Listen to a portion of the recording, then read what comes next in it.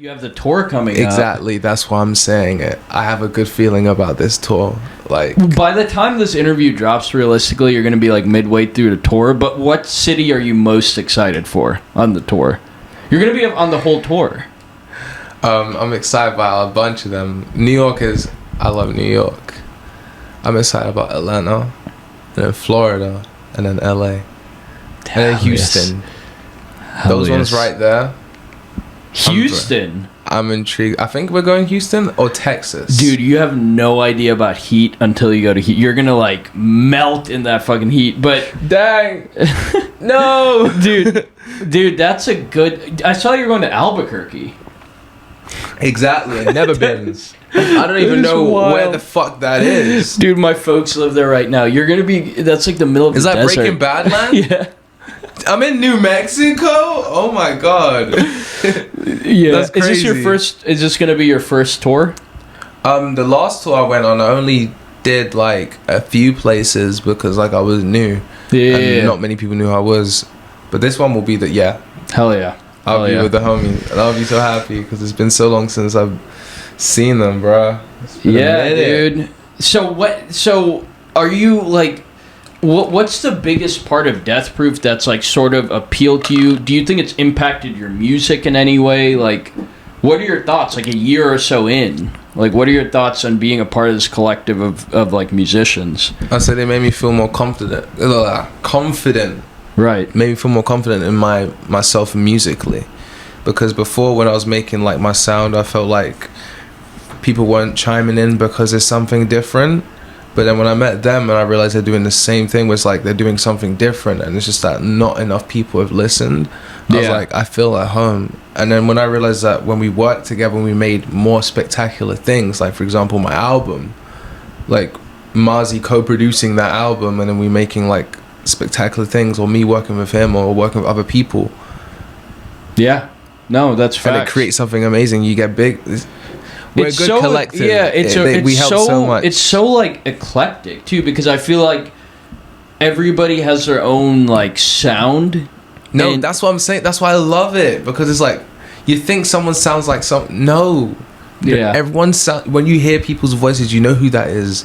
You know who that is. You know who that. I love it. Yeah, you guys span the gamut from like straight trap rap, like different sounding trap rap, all the way to like beatdown heavy metal rock music, not even rap. Yes. And it's like that's like super uncommon and rare to see. Like I can think of a couple other collectives. Shout out Spider Gang is one that comes to mind. That's like that. Gang. But really, apart from that, it's just you guys. Like I can't. And there's a ton of collectives and like groups and stuff, but I definitely think that's what sets you guys apart. And like, I feel like your music has really good crossover appeal, dude. We talked about this earlier. I was like, it could be on Tirade, it could be on like Bedroom Pop on the Spotify playlist. Yes. It's like, what's your approach to music? Like, I just feel like you have a certain like appeal. Approach. You could break like you could break out with the sound, kind of in the way Peep did, like where it's kind of that sort of genre of like music. What's kind of your approach to song making? My brain. That's the best way to explain it. Like, my brain and how sometimes I'm treated like shit, or I treat people like shit, and we're in toxic relationships. It's pretty emotional. It's like a lot of your music is like emotionally heavy. But you know what it is? People relate, because it is, dude. Everyone goes through that shit. Everyone goes through a shitty relationship, or a shitty situationship, or just regular problems in general, like not getting out of bed because you're depressed, or depression, or like stress or anxiety, you know, like those are big ones. These are things that people deal with in today's society, and not many people want to talk about it because they don't know who to talk to, or they're afraid to. And I'm just doing it because I'm like, I don't give a fuck. I don't care. Like, I will respectfully say this on camera, I don't give a fuck if people care on how I, like, if my mental illnesses affect you, I don't give a fuck. I'm sorry. I'm mentally ill. I cannot help how I feel. Yeah. Simple. And if you don't accept it, you're a fucking idiot and you don't respect humans, because everyone thinks different and everyone's different in their own way. We just have to deal with life a little bit difficult because it's not our fault. Simple. Right. Do you think music in that sense is kind of like therapeutic in some respect. It's so therapeutic. It helps so fucking much, more than anyone thinks. Like, there'll be moments where I feel like shit, like really fucking terrible, and then I'll just slap on like a song that I fuck with, and I'll just sit there and I'll just be like, and then by the time the song's finished, I'll be like, the fuck was I doing? Don't remember.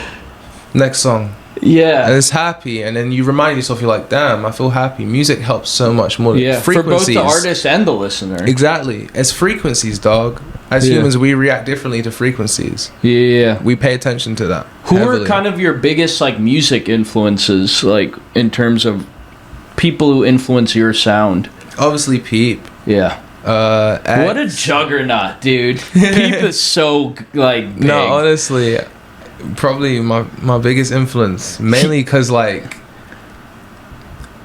his lyricism, I'll be honest, was a little smidgen the laziest. Like, it was not, but sometimes the way he would have developed over time. Definitely. But yes, and you could hear the development from like, if you listen to like Hellboy, true, and then if you listen to Come Over When You're Sober, you can hear that his lyricism was getting better. He story tells in such a poetic way that you realize you can relate to him way fucking more than you relate to an Uzi or Trippy. And I like that, so that's why he's a big inspiration. And I love the layering of the voice. It's very shoegazy. Yes. And I love shoegaze, and that was a big fan of mine. Like, everyone that layers their voice. So Peep is one. X Tentacion. Yeah. Mainly because I respected that he didn't give a fuck. Because listen, that's low-key my mindset when it comes to like people disagreeing with me or people got an issue with me. I don't give a fuck. I don't care, because life is too fucking short, bro. Yeah. You feel me? Life is too short to be worried about shit that when you are an old man and probably have dementia, you're gonna fucking forget. Like, it's not that fucking deep. Like, bro, just chase a bag and we'll have money and be happy and be old and happy, you know? Facts. So I like X. And then his lyricism and the genre of like how he mixes with like grunge stuff, and then like songs that people wouldn't even fucking know existed if he didn't sample them. It's nice. Like, he opened doors to me to listen to so many artists I didn't think I'd enjoy.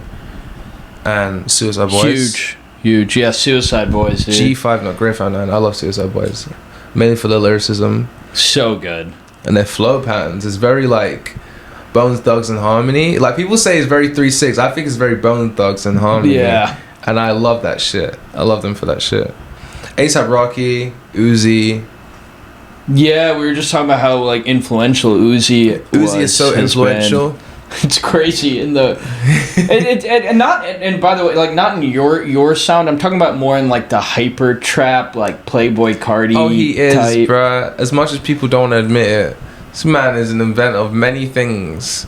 Like, from starting the whole wave of like colored dreads, bro. Yeah, there was a time where people just had dreads and they didn't bleach them or dye them, just straight. And then next when you saw like a famous Dexter and Uzi and they have like red or blue hair or purple, you're like, people do this shit? Even even like Yeet, Autumn, Midwest, like all that new generation, Destroy Lonely, Ken Carson, like shouts to Destroy Lonely. Yeah, he's fire. He's actually fire. Yeah, like, what do you think of like the whole hyper thing in music, hyper pop, hyper trap? I fucking love it. Do you know why I love it? Because as a person that deals with a mania, like manic episodes and stuff, like hyperactivity and stuff, hearing music like that scratches a specific part in my brain that makes me happy. Like, hearing those like synths and those computer noises and then the auto-tune voice and the bass, it's like beautiful. It's like a symphony. It's like an electronic symphony, you know, and I like it. But too much of it is irritating. I can't. Too much. Like, if I listen to that shit all week, I feel that. I'd probably be drained. I can't. There's also like heavy, like glitchy hyperpop that's like super heavy, like 100 gex type shit. Shouts out Ezekiel. Yes. Shouts out Ezekiel and shouts out Baymac. Yes. Both fire artists. I love that music. Yeah, I need to interview Baymac. Yeah, no, Bay is fire. Bay is fire. I love music like that because it reminds me of like electronic grimes type I shit. feel that. Yes, I love Grimes. I love Grimes. Dude, early Grimes is I'm so inspired good. by Grimes a lot with like sample wise and like electronic samples. I love Grimes music. Yeah. Yeah. It is kind of crazy. We saw her like first boyfriend play music a few nights ago. Ass. That I was like, yo, fire. that's crazy. Yeah. Shouts out Grimes. I don't know what Elon's doing, but shouts out you. That's the best way to say it. Crazy society we're living in, dude. Facts. Dystopia. Dude, I saw you make like a fire beat in under like a few minutes the other night when we were all chilling. Do you consider yourself more of a producer than a artist? I say equally now. Equally. When I first started, it was beats. Now it's more like equally because I worked on like my sound. Because before my beats were slapping, because I used to sell beats, bro. I used to sell beats like not many people know this, that before I was an artist, I was in like this Twitter group chat where we used to trade melodies and zip packets and drum kits, and other people use other people's loops and then make fucking underground banger hits, and you wouldn't even fucking know I could produce these songs. Like I used to do shit like that, and because I was young and I was 15, 16, I didn't get the credit for it because I was just like, I made a beat for Famous Dex, I'm happy. And then the older I got, I was like, I could have got the fucking bag. I'm a dick, I'm an idiot, I'm a stupid child. I was like, if I could go back in time, tell my younger self, be like, no, mention your PayPal. Mention money. Don't just send people beats without you know, like I was just a fucking eager kid, bro. And you always could rely on the beat making as you get older too, because it's like another avenue to musical success, you know. Like if you don't want to be a rapper when you're like 40, it's like, well, I can make a fire beat like any fucking time. I love making beats. I make them so quickly as well, like you just said. Like it's more like how do I explain it when I make beats? It's what's in my head in the moment. So when I like find that was samples, unbelievable watching that, dude. That was fire. I love it. That's amazing. It really is. Kind of going off that, if you, this is a tough question. If you had to put yourself and your catalog of music in one genre, it could be a subgenre, micro genre. Yeah. Like, what would you put yourself in? If you had to give me like a few words about your sound with regards to its genre, what would you say? I mean, I make so many fucking genres, so that's difficult. Yeah. But like, if we're talking about the main thing that I'm noticed for, is either emo trap or like another subgenre that I'm very known for, dreamcore trap. It's a whole it's a vibe. It's like, if people like will be watching this, they'll know what dreamcore is. Like when you look at those pictures, you feel a specific way. I feel like you know what I mean. And then you put like trap beats on top of that shit. Hell yeah! And then you have that sound, and I feel like I just make that sound, and it makes me feel happy, and I like doing that. I feel a bunch of genres too, but those two are my main ones right there. Or indie grunge stuff, I love doing it, or drum and bass, and then that's it. Yeah, dude. You were talking about how you like Evanescence, Paramore, like those like old like Nickelback, those rock bands.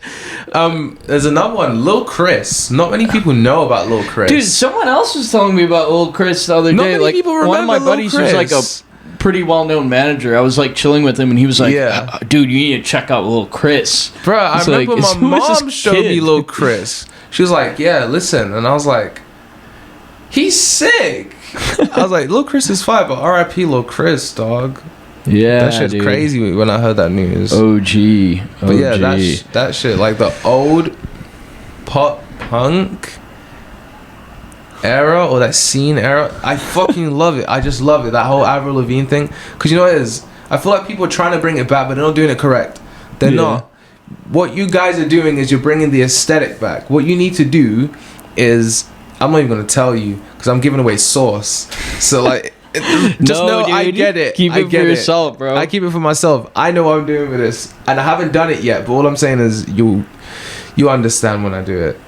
Yeah, no, Visionary. I feel like that's like you have like songs where that influence comes out in the music. Yeah. And that's also why I like say you have that crossover appeal, because if some of these bangers were on like radio, I wouldn't be like, wow, I can't believe radio's playing. I think it has that appeal, you know what I mean? It's like decidedly underground, but it's like I could show this to like some of my friends who listen to like My Chemical Romance or some shit, and they'd be like, yeah, I'm fucking with this.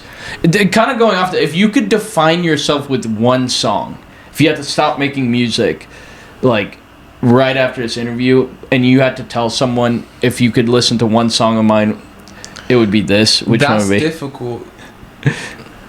I know it's your most listened to one, but I like Maybach I was going to say that. I was going to say Maybach. And I usually hate saying the artist song that's the most streamed one. Do you know what's crazy about Maybach? But it's so good. I love it too. You know what's crazy about that one?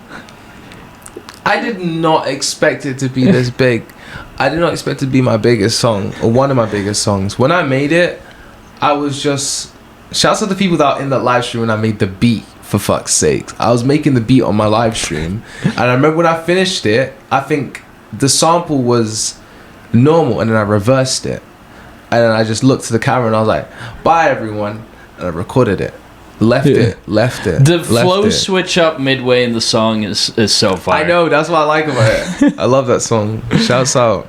No, but you have a dude, Heaven Interlude's really good. Like, you have a bunch of ones. I love that one. I love keep naming them. Yeah, there was like one of the ones in like the top of your like kind of essential playlist is fine. You gonna say Transylvania Slut? No, the one before it. I'm actually done with myself is fire. Oh yeah, I love that one. I think that was one of my first songs that got me the recognition. Yeah, that one. That's a good one. No, but you gotta choose, dude. You gotta choose one. I gotta choose one.